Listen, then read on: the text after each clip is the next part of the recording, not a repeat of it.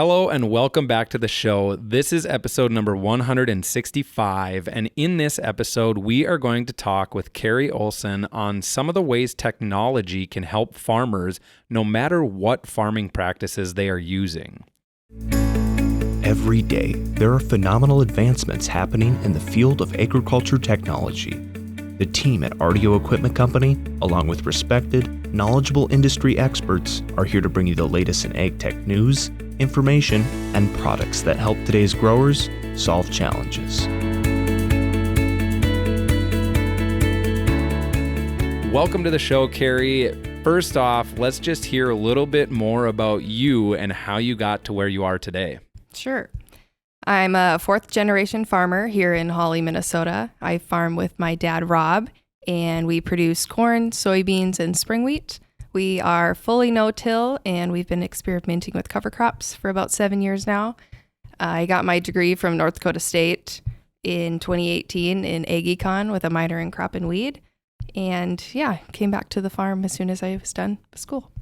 Awesome. So let's dive into the show right away, Kari. So your dad started farming with his father, or maybe it was even before that. Yeah, a unique part of our farm is we actually farm both of my dad's grandparents' land. So my grandma's grandparents, they homesteaded in 1872 out in Rolog, which is about 10 miles southeast of here. And then my great-grandparents bought some land just west of town here in the 30s. And then my grandpa came out of the service, bought the main farm in the 60s. Dad came out of college in the 80s. You know, interest rates were high, job market was tough. So he came home and farmed and bought some land. And they formed the corporation we have today, Robert Olson Farms, in 2000. And yeah, so now I joined about 2018 was when I became full-time. And we're currently in the process of me purchasing the corporation. So there you go. Exciting. Handing over to the fourth generation, Yeah. I think you said. That's pretty awesome. Yes. So you talked about, in your intro, you mentioned the fact that you guys are fully no-till. Let's talk, before we get into the technology that you guys use on the farm, talk a little bit about the process of moving no-till. So no-till farming is kind of It was a long unique. process. Yeah, it's Yes. kind of unique, especially in this area. So Yes. in the Red River Valley or on the outer edges of the Red River Valley, no-till is not a common practice in this area. Nope. So let's just very briefly go through, why did Dad make that decision to go to no-till, and when did that all start? When did it happen? Yeah, he started the process about 18 years ago. His dad and him were arguing over the perfect soybean bed following a corn crop. And they just felt that each tillage pass they were making was making the ground worse. And so he had done some research and heard of some local farmers, more, I guess, in North Dakota, experimenting with no-till and making it work. And so he's like, let's give it a try. And they did on their soybean ground, and it worked. They got that desirable seed bed, but they also had lower inputs. They were maintaining their profitability. And so it was kind of a no-brainer for them. And so they stuck with that. And then I think about 10 years ago is when they switched to wheat. I think that was about the time they invested in a no-till drill. And that really made a difference. Quite an investment, but probably the best decision he's ever made. And then the last step was corn. And I think a lot of where some of the technology that we use on our farm comes from is we did strip till for 3 years prior to converting to no-till. And so a lot of, keeping the rows straight and things like that is kind of where the technology hopped on. But we just had to go full no-till when we lost some of our labor and got out of pigs. And so that's kind of when we made the jump. Yeah, so you mentioned a number of different things that, one, it's a long-term process. Yes. It's not just hey, let's try it for a year or two. This is a commitment, long-term commitment. And you talked about 18 years ago, and then there was a time frame of 10 years ago with another crop. So it's not just something that you're going to dive in, try for a year or two. It's gradual. Yeah, gradual, long-term. And then you talked about, and that's perfect segue right into the next conversation, is talking about some of the technology. And you mentioned strip till prior to going full no-till. You guys were doing strip till for a number of different reasons, but the technology being utilized. So the first one, AutoTrack. So AutoTrack it's common on a lot of farms, or I shouldn't say most farms. There's still a number of farms that don't utilize it, but it's more common today in agriculture than it was 10, 15, 20 years ago. But AutoTrack it's not just driving straight for you guys. There's more to it than that. So let's talk a little bit about how AutoTrack is important for you guys on your farm and what it means. It's not just the factor of driving straight. There's more to it than that. So let's dive in a little bit more about no-till farming specifically and the benefits to utilizing AutoTrack. Yeah, I think one of the things I admire most about my dad and my grandpa is they were always, one step ahead or thinking ahead of what the movement's going to be, or, progressing before the change. And so that was one of the first, I think, big pieces of technology he implemented was AutoTrack. And, he had a 2-track tractor, and that was the only thing they could put it on at that point. So he had that in the 90s. But anyways, we practice controlled traffic on our farm. Everything's on 40 feet. Everything drives on the same tracks. And so for us, we want to limit the compaction to just those areas on the farm. And so our grain cart, they're only allowed to drive on those tracks. We're very particular on eliminating that compaction in other areas, because in soil health, if you have compaction, you eliminate that pore space, where water can infiltrate and air, but also where our microorganisms are. And, they help fix nitrogen, or they scavenge nutrients. And if they're not helping us, if we're destroying their environment, then they're not helping our plants grow, and we're not having that healthy soil. And so that was huge for us. We do see some sidewall compaction on some of those tracks, things like that. But also a huge part of no-till, which I'll admit that this is pretty stupid of me, but I did not know what a marker was, because I had been in no-till and that's all I've ever known. And so my dad said that AutoTrack eliminated the use of markers, because you can't see where a marker goes in a no-till field. So, yeah. Yeah, that's actually really cool. I never thought about that, putting a marker down in no-till isn't really going to do a whole lot for you. No. So there's many benefits to it. And again, the general agriculture population, they think of AutoTrack as just driving straight, making sure our rows are straight. One of the things I think is really unique with you guys is that controlled traffic. Even the grain cart. So when the grain cart is loaded or empty, they are on specific lines, specific tracks. They're not just kind of willy-nilly all over the place. Yes, that's huge for us. That's not, I wouldn't say I shouldn't say that. Some conventional tillage farms do practice controlled traffic, but it's not common. Mm-hmm. So we also only take like half loads on the grain cart. Like, we're very particular. And I, growing up running the grain cart, I didn't understand why Dad was so picky, but I definitely do now. Yep. But in like another part of AutoTrack, I think a lot of people think, we just sit there and let it drive us all day and we don't do anything. But having that AutoTrack has allowed me to focus on other parts of, the combine or the planter, where we can make sure that we're planting, the same depth, and, that the spacing is good, or, residue management behind the combine, or the settings, making sure we're getting a clean sample and things like that. It's just allowed me to have not to focus on just driving, but focus on, efficiency of the piece of equipment. Absolutely. It's just so much more than just driving straight. There's a lot of pieces that go into it. And no matter the type of farming practices you're using, whether you're conventional till, you're no-till, you're strip till, doesn't matter what you're doing, AutoTrack can benefit you in many different ways. The next thing I want to dive into, Kari, is variable rate seeding. So you guys are using variable rate seeding across the farm for multiple different crops. Let's talk a little bit about that and why it's so important, again, in your no-till practices to make sure you're getting the right population of seed in the right areas. Yeah, so we variable rate seed our corn and our soybeans at this point. We actually we do our own maps, and so we pull our information from the previous years for yield for corn, or we do a combination of yield and topography for soybeans. But it's just making sure we get the right amount of seed in those right areas, making sure that we're being cost effective and maintaining that profitability and being as efficient as possible on our acres. So yeah, that's kind of how we've utilized the operations center, is making our own prescriptions every year.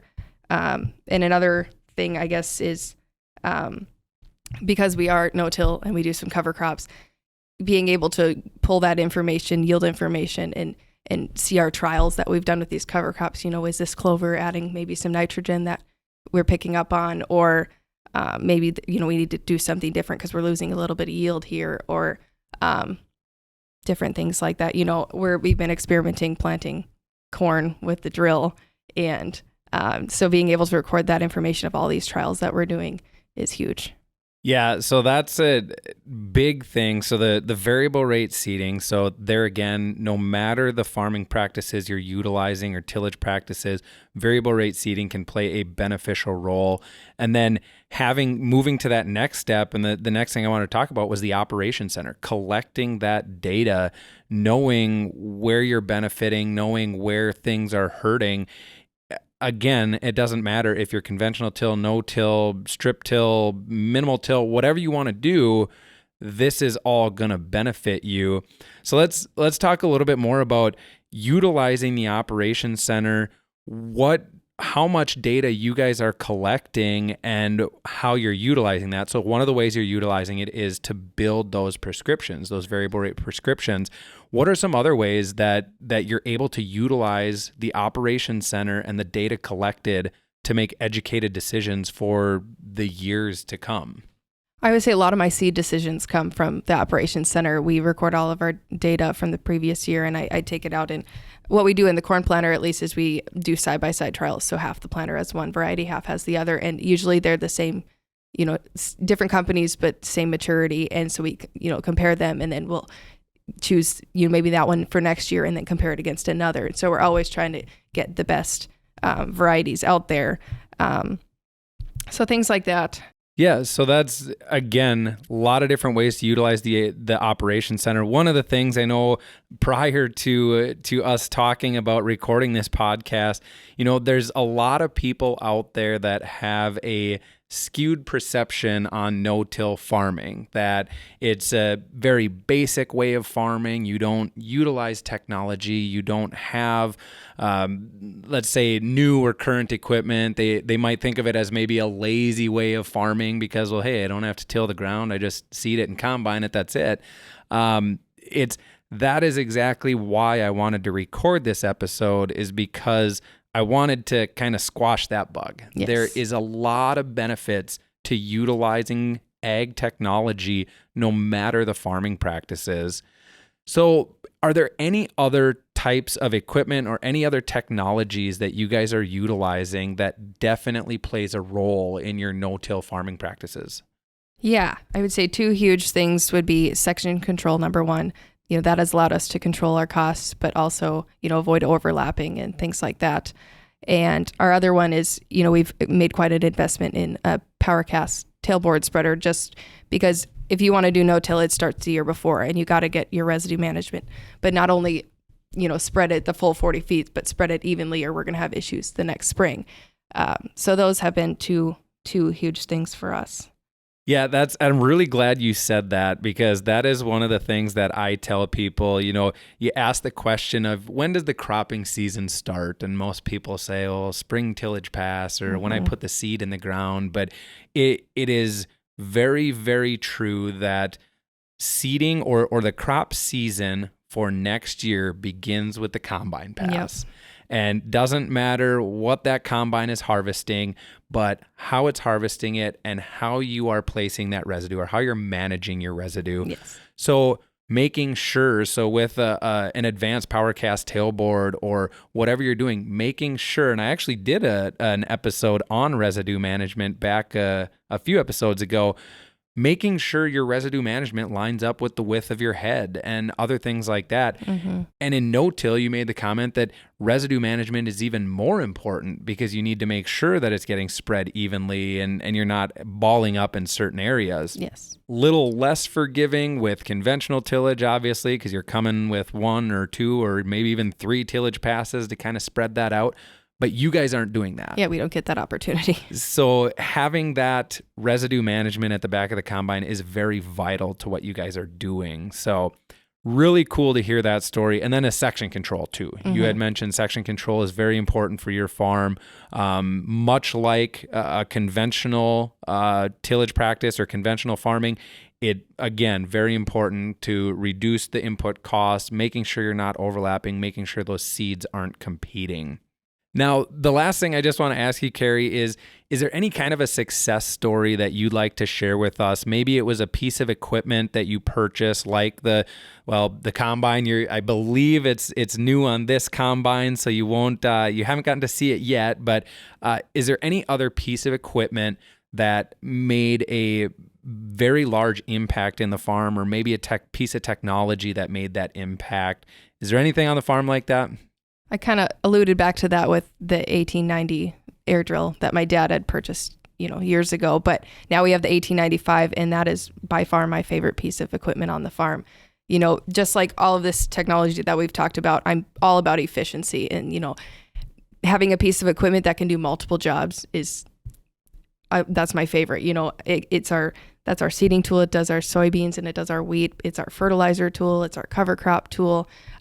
So I'm all about having things that can do multiple things. And that's maybe why I'm trying to get away from the corn planters, because the corn planter just does one job.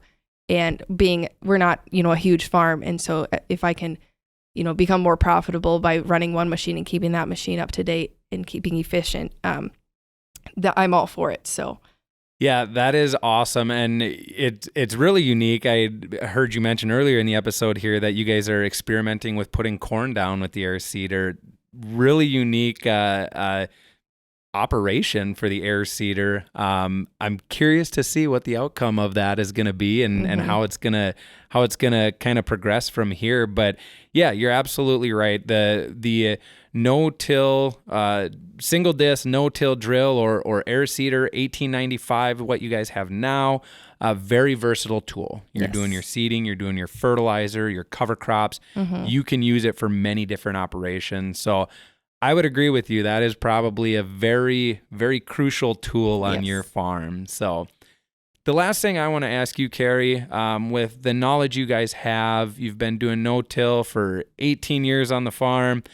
If somebody is curious about no-till operations or maybe dabbling in strip-till operations, things like that, what are some resources? Where can they go? Who can they talk to learn more about some of these different types of farming practices outside of conventional farming? I would say a lot of it comes down to building a network, attending a lot of meetings, meeting people, but also NDSU does a great job. I work a lot with Dr. Abby Wick up there, and she not only has the information herself, but she has such a network of people that she can guide you in that direction. So I would definitely get in contact with her. I'm sure her information's out there.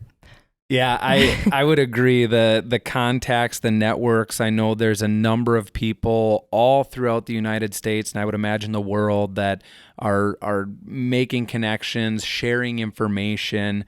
You mentioned NDSU and Dr. Abby Wick, the network of soil health information that's out there. They've done a great job. So great resources, a lot of people, extension agencies, things like that.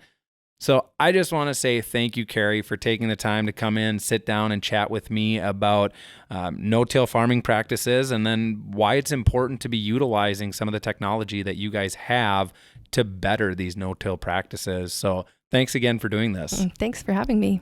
Please take a moment to subscribe to the show if you haven't already, and share us with your friends. We're on many different platforms such as Apple Podcast, Google Podcast, Spotify, Stitcher, Overcast, SoundCloud, as well as many others. Drop us a review. We'd love to hear what you think about the show. And finally, don't forget to follow RDO Equipment Company on Facebook, Twitter, Instagram, and catch all of our latest videos on YouTube. You can also follow me on Twitter at RDO Tony K. With that, thank you for listening to the show. We'll catch you on the next one.